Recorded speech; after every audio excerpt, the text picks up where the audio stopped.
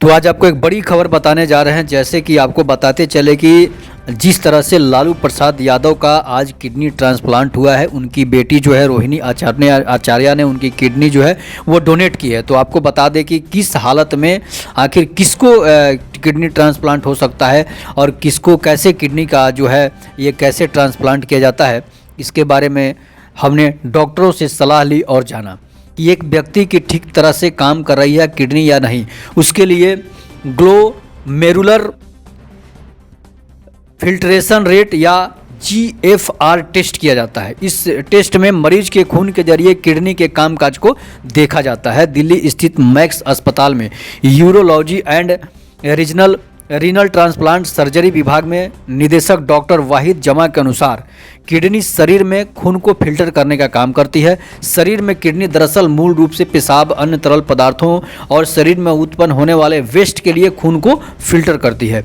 ये बताते हैं एक स्वस्थ व्यक्ति में किडनी के काम करने की क्षमता 90 मिलीमीटर पर मिनट से ऊपर होनी चाहिए। हालांकि उम्र के साथ ये कम होती रहती है, लेकिन अगर ये 15 मिलीलीटर या पर मिनट से नीचे जाए तो डायलिसिस या ट्रांसप्लांट की सलाह दी जाती है। लेकिन डॉक्टर मानते हैं कि ऐसे मामलों में ट्रांसप्लांट सही होता है। कि सर गंगाराम अस्पताल में नेफ्रोलॉजी विभाग में उपाध्यक्ष डॉक्टर मनीष मल्लिक का कहना है कि जो लोग डायबिटीज और हाई ब्लड प्रेशर के मरीज होते हैं उन्हें किडनी की जांच समय समय पर कराते रहनी चाहिए, ताकि अगर किडनी पर असर ज़्यादा हो रहा है तो उसका समय रहते इलाज कराया जा सके। डॉक्टर मनीष मल्लिक बताते हैं कि उनके अस्पताल में एक साल में करीब 250 किडनी ट्रांसप्लांट होती है और पथरी या सिस्ट भी किडनी ट्रांसप्लांट के कारण बनते हैं। ये बताते हैं कि शरीर में जब GFR कम होने लगता है तो उसके लक्षण होते हैं, क्या होते हैं कि पेशाब ज़्यादा आता है, रात में आता है, शरीर में सूजन हो जाता है, कमजोरी होती है। GRF की ज़्यादा कमी होने पर शरीर में आपको ये सब लक्षण दिखाई देते हैं, जैसे खून की कमी हो जाना, चमड़ी पर दाग या धब्बे बन जाना, भूख नहीं लगना, उल्टी आना, शरीर में सूजन हो जाना, ये होता है। किडनी ट्रांसप्लांट के लिए भारत में दान देने और लेने के लिए 2 विकल्प दिए गए हैं। पहला जीवित संबंधित डोनर और दूसरा कैडेवर, यानी वो डोनर जिसकी मृत्यु हो चुकी है या ब्रेन डेड हुआ हो। जिस व्यक्ति की किडनी का ट्रांसप्लांट होना है वो व्यक्ति अपने परिवार के सदस्यों की किडनी ले सकता है। इसमें दादा दादी, नाना नानी, माता पिता, पति पत्नी, भाई बहन और बच्चे भी शामिल हैं। डॉक्टर सौरभ शर्मा बताते हैं, अगर परिवार का सदस्य किडनी देने में अक्षम हो या उपलब्ध न हो तो ऐसे में कोई दोस्त या जानने वाला अपनी इच्छा के अनुसार आपको किडनी दे सकता है। इसके लिए आपकी सारी आधिकारिक प्रक्रियाओं को पूरा करने के लिए बाद ही इजाज़त दी जाती है। शर्मा पिछले 9 साल से ऑर्गन इंडिया में काम कर रहे हैं। ये संस्था अंगदान को लेकर जागरूकता फैलाने का काम करती है ताकि उन लोगों की मदद हो सके जिन्हें अंगदान की जरूरत है। कानून के मुताबिक किडनी ट्रांसप्लांट कमर्शियल या व्यावसायिक कारणों के लिए नहीं होना चाहिए। कैडेवर ऑर्गन डोनर से आशय उस व्यक्ति से है जिसकी किसी दुर्घटना में मौत हो जाए, जिसके बाद ही साथ ही ब्रेन जो है वो डेड हो जाए। इस जैसे कि परिवार के से अनुमति और आधिकारिक प्रक्रिया पूरी करने के बाद किडनी ली जा सकती है। दान देने वाला व्यक्ति 18 साल से ऊपर और स्वस्थ होना चाहिए। इसके साथ ही इस बात की तस्दीक किया जाना जरूरी है कि व्यक्ति किसी दबाव में किडनी डोनेट नहीं कर रहा है। डॉक्टर मनीष मल्लिक के अनुसार डोनर के शरीर से किडनी निकालकर मरीज की दाईं जांघ के ऊपर वाले हिस्से में ट्रांसप्लांट कर दी जाती है।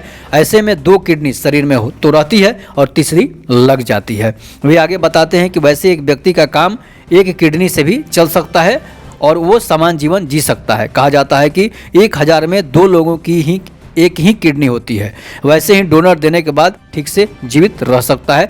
किडनी ट्रांसप्लांट के बाद मरीज को इम्यून सप्रेसेंट दिए जाते हैं ताकि उसके किडनी में डाली गई फॉरेन बॉडी यानी किडनी को वो रिजेक्ट न करे। किडनी ट्रांसप्लांट का फैसला लिए जाने के बाद अस्पताल की जांच समय समिति से यह तय करती है कि डोनर कौन हो सकता है। अस्पताल की तरफ से बनी यह समिति डोनर की जांच परख करती है। जांच में यह देखा जाता है किडनी दान करने वाला व्यक्ति कौन है, रिश्तेदार है, दोस्त या जानने वाला है। साथ ही यह भी तसल्ली दी जाती है कि डोनर किसी दबाव में तो नहीं कर रहा है ना ऐसा काम।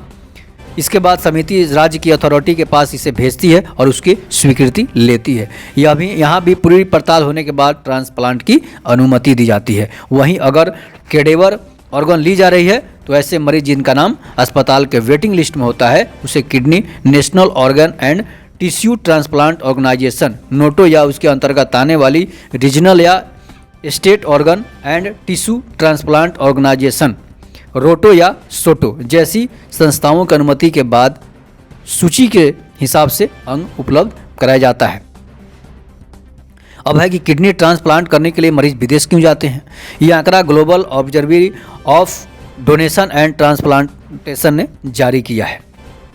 आपको बताते चले कि भारत में transplant of human organs and tissue act 1994 बनाया गया है। इसमें समय समय पर कई संशोधन भी किए गए हैं। अंगदान का व्यवसायीकरण रोकने के लिए, अंगों को हटाने के शरीर के प्रक्रिया के तहत लाने और केवल मेडिकल जरूरतों के मकसद से ये कानून लाया गया था। अब आपको बताते चले कि इस बीच जो है, हालांकि भारत में पिछले कुछ वर्षों में अंगदान को लेकर जागरूकता बढ़ी है, फिर भी लोग अपने मृत रिश्तेदारों का अंगदान करने के लिए ज़्यादा आगे नहीं बढ़ रहे हैं। इस स्थिति में मरीजों को कई वर्षों का इंतजार भी करना पड़ता है। तो यहाँ आपने जाना कि किस तरह से और कैसे लोगों की किडनी ट्रांसप्लांट होती है, किस तरह से किडनी ट्रांसप्लांट होती है।